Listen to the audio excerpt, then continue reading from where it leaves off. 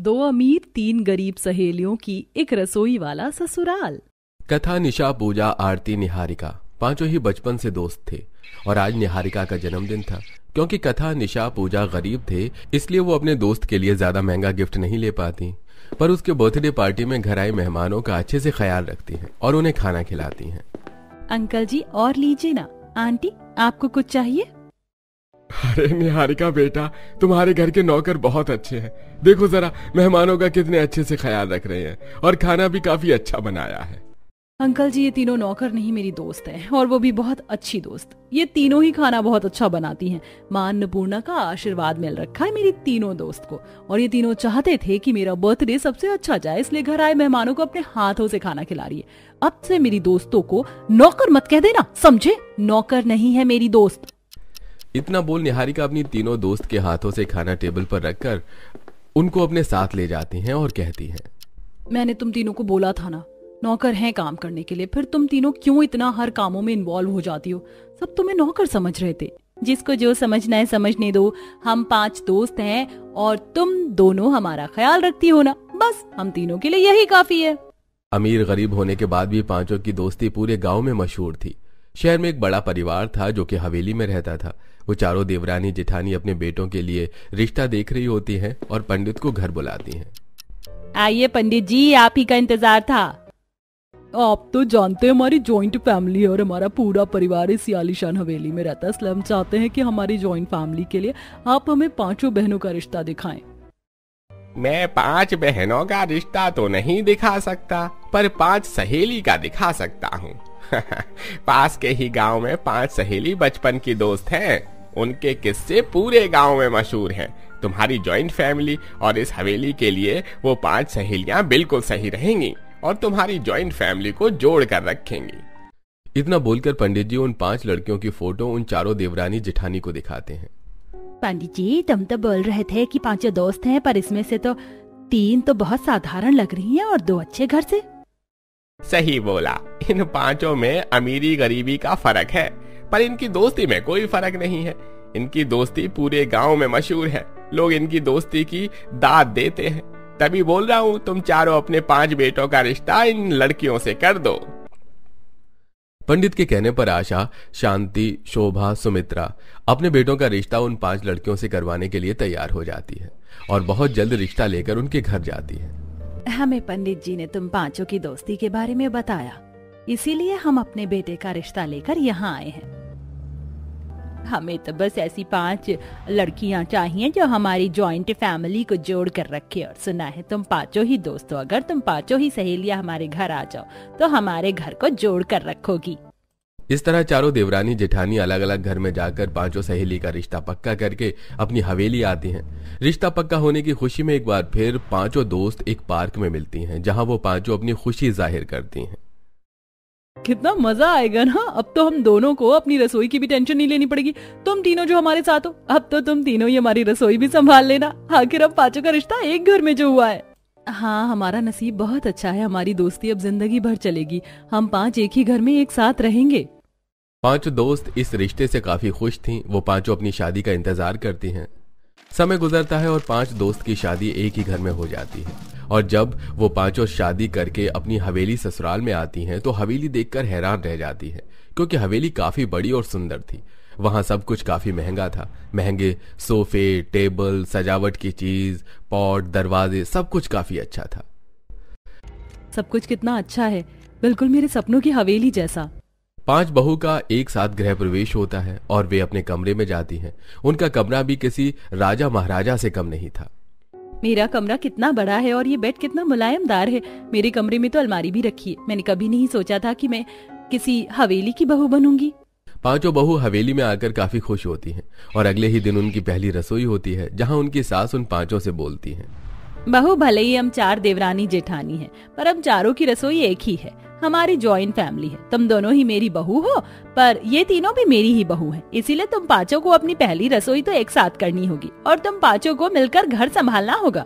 हाँ, और तुम 5 को जो बनाना है बनाना, पर तुम 5 मीठे में अलग अलग खाना बनाओगे। जैसे कथा बहू खीर बनाएगी, निशा बहू हलवा, पूजा बहू मूंग दाल का हलवा, आरती बहू सेवई और निहारिका बहू तुम रसमलाई बनाओगी। आज तुम पांचों की ही पहली रसोई है तो अच्छे से मिलजुल कर काम करना।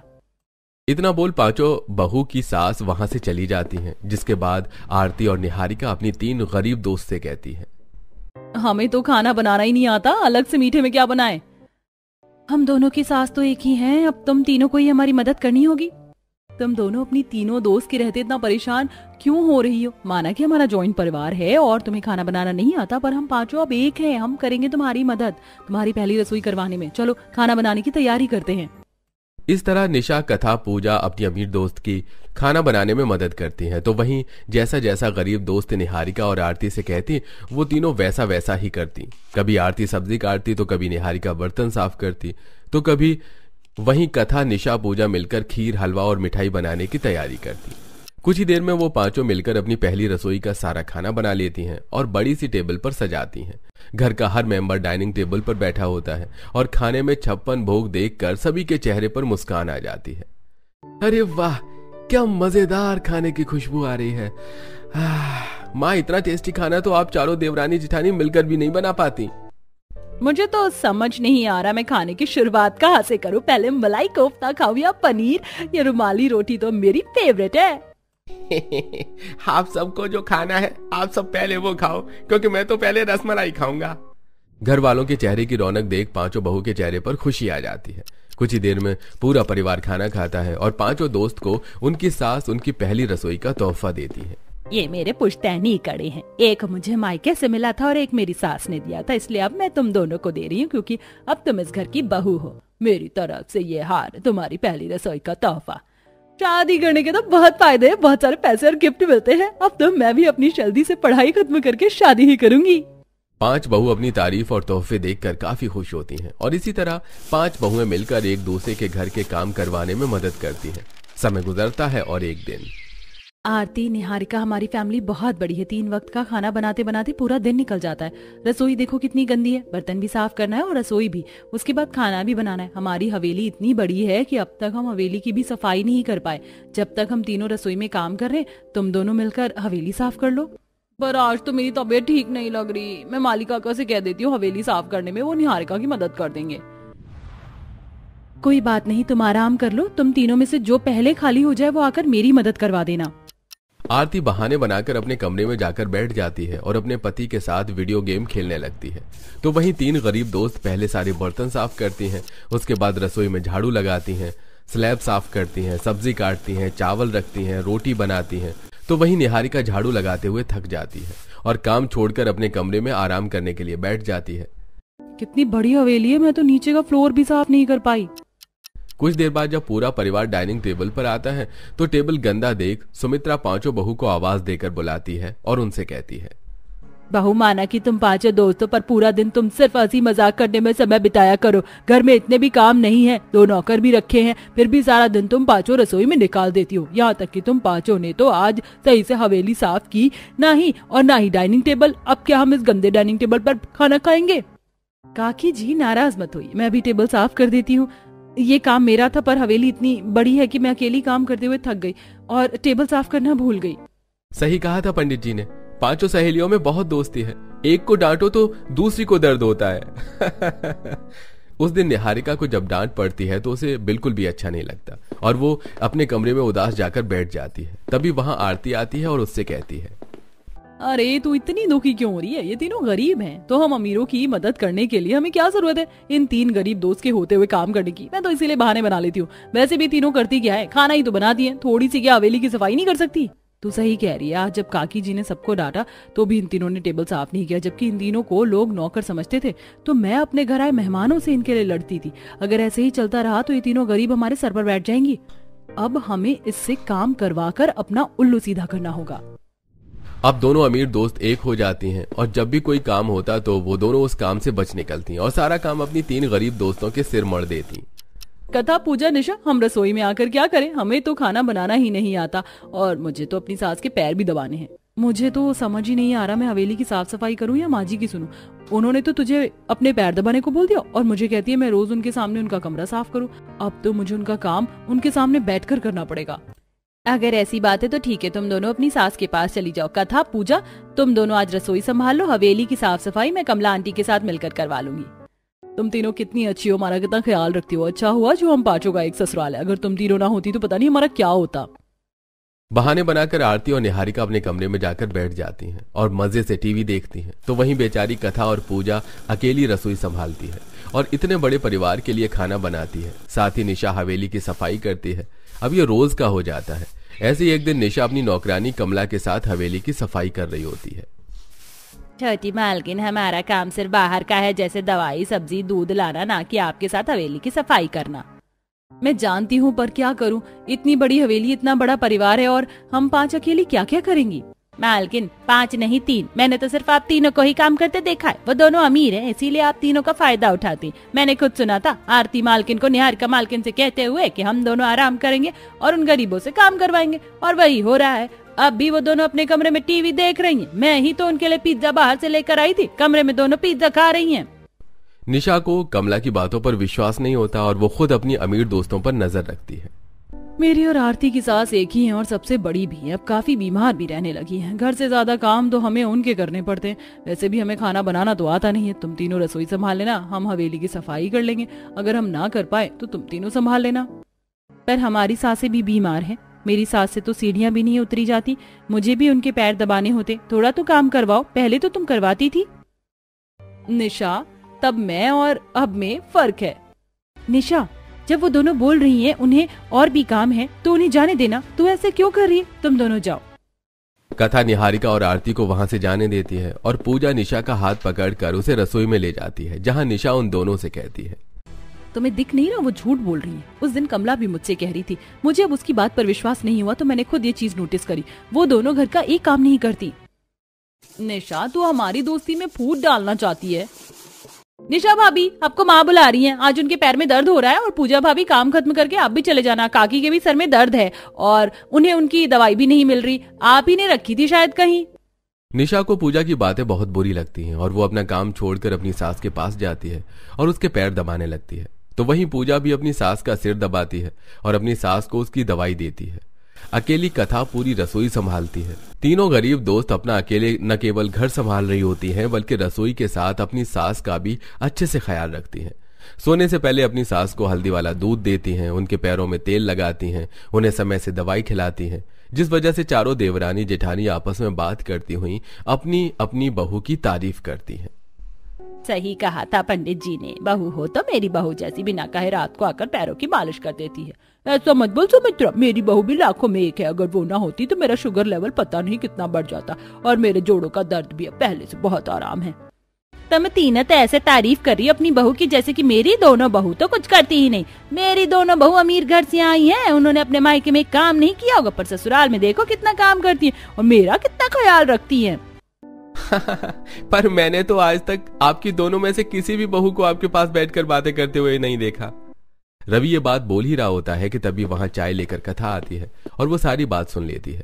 अब उसे निशा की बात पर विश्वास होता है और वो पूजा और निशा से अकेले में बात करती है। निशा, तुम सही कह रही थी, हमारी अमीर दोस्त बदल चुकी हैं। वो हम गरीब दोस्तों का फायदा उठा रही हैं, पर अब समय आ गया है उन्हें सबक सिखाने का। पर वो कैसे? खाना बनाना वो दोनों सीख सकती हैं, पर आज तक नहीं सीखा। अब इसी का फायदा हम उठाएंगे। जहां तीनों दोस्त अपनी दोनों अमीर दोस्त को सुधारने की प्लानिंग करती हैं, तो वहीं आशा निहारिका और आरती से कहती है, तुम दोनों थोड़ी शर्म कर लो। मैंने देखा है घर के नौकरों से मदद लेते हुए तुम दोनों ना तो रसोई में जाती हो, ना घर की सफाई करती हो, ना ही मेरी सेवा करती हो। अपनी उन 3 गरीब दोस्तों से सीखो। रसोई घर के साथ वो अपनी सास की कितनी सेवा करती है। मुझे तुम दोनों की वजह से अपनी तीनों देवरानियों से झूठ बोलना पड़ता है। माँ जी, आपको लगता है कि हम काम नहीं करते? हमारा ये घर नहीं हवेली है। हवेली में कोई काम कम नहीं होता और काम करने वाले सिर्फ हम 5 ही हैं। इतना बोलकर आरती और निहारिका अपने कमरे में चली जाती है। अगले दिन तीनों गरीब दोस्त निहारिका और आरती के कहने पर भी उनके परिवार के लिए खाना बनाने से मना कर देती हैं। निहारिका, आरती, हमेशा तो हम ही तुम्हारा खाना बनाते हैं, पर अब और नहीं बना पाएंगे। हमें और भी काम है। खाना बनाना कोई मुश्किल नहीं, कोशिश करोगी तो आ जाएगा। वैसे भी हमारा खाना तो बन चुका है। इतना बोल तीनों बहू अपने परिवार का खाना बनाकर टेबल पर रख देती हैं और जब आशा की बहू खाना नहीं लेकर आती तो आशा के साथ उन दोनों की भी इंसल्ट होती है। भाभी, सारा खाना तो बना हुआ है, आपको सिर्फ रोटी ही बनानी थी। आप दोनों से वो भी नहीं हुआ। काकी, आप तो बड़ा तारीफ कर रही थी अपनी अमीर बहू की, पर इन्हें तो कुछ भी नहीं आता। बहू, हम तुम पांचों को इस घर में इसलिए लेकर आए ताकि तुम हमारे घर को जोड़ के रखो, पर आज तुम दोनों की वजह से मुझे शर्मिंदा होना पड़ रहा है। एक दिन जब तीनों गरीब दोस्त अमीर दोस्त की मदद करने से मना कर देती हैं, तो उनका सच घर वालों के सामने आ जाता है। अब उनके पति भी उनसे नाराज रहते हैं। अभी मौका है निहारिका, अपनी 3 गरीब दोस्त से दोस्ती कर लो और उनसे कुछ सीख लो। अगर हमारा घर टूटा तो उसकी वजह तुम दोनों कहलाओगी। बाकी आप दोनों की मर्जी है, वो तीनों तो हवेली और घर संभाल लेंगी। अपने पतियों की बात सुनकर उन्हें अपनी गलती का एहसास होता है और वो दोनों अपनी तीनों गरीब दोस्त के पास जाती हैं और हाथ जोड़कर माफी मांगते हुए उनसे कहती हैं, ये सब मेरी वजह से हुआ है। मैंने ही निहारिका को भड़काया था। मैं खुद तो काम छोड़ थी, उसे भी बना दिया। सोचा जब हमारी गरीब दोस्त हमारी इतनी मदद कर रही है तो हम क्यों करें काम, पर अब भूल गए थे कि हम भी घर की बहू हैं। हमें तुम्हारी मदद चाहिए, तुम हमें खाना बनाना सिखा दो। अब से हम तुम्हारी तरह रसोई में भी काम करेंगे और हवेली की साफ सफाई भी करेंगे, साथ ही अपनी सास की सेवा भी करेंगे। तुम दोनों हमारी दोस्त हो, हम हमेशा तुम्हारे साथ हैं। बस तुम दोनों थोड़ा रास्ता भटक गई थी, इसलिए हमें ऐसा करना पड़ा। हमें माफ कर दो, हमने भी तुम्हारे साथ गलत किया, पर ये जरूरी था। अगर तुम ऐसा नहीं करती तो मैं अकल कैसे आती। इस तरह उन पांचों की फिर से दोस्ती हो जाती है और अगले ही दिन से 3 गरीब दोस्त अपनी 2 अमीर दोस्त को रसोई में खाना बनाना सिखाती हैं। बिल्कुल सही कह रही हो। अब बस 1 चम्मच नमक और 1 चम्मच मसाला डाल दो और सब्जी को ढक दो। मुझे तो यकीन नहीं हो रहा, मैं पहली बार सब्जी बना रही हूँ। रोटी बनाना कितना मुश्किल है, देखो मेरी रोटियां बन ही नहीं रही। कोई बात नहीं, कोशिश करती रहो, सीख जाओगी। क्या बात है, आज पांचों बहू एक साथ खाना बना रही हैं। अब लग रहा है तुम पांचों पक्की दोस्त हो, जिनके चर्चे पूरे गांव में होते थे। एक बार फिर 5 दोस्त एक हो जाती हैं और घर वालों के लिए मिलकर खाना बनाती हैं, जिसे खाकर चारों सास अपने कमरे में जाती हैं और पांचों बहुएं अपनी सास के लिए हल्दी वाला दूध ले जाती हैं और अपनी अपनी सास के पैर की मालिश करती हैं। आज तुमने साबित कर दिया कि तुम दोनों भले ही अमीर घर से हो पर एक समझदार बहू हो। अब मुझे अपनी बहू की झूठी तारीफ नहीं करनी पड़ेगी। इस तरह हवेली में सब ठीक हो जाता है और पांचों बहुएं उस जॉइंट परिवार को हमेशा इसी तरह जोड़ कर रखती हैं और मिल बांट कर काम करती हैं।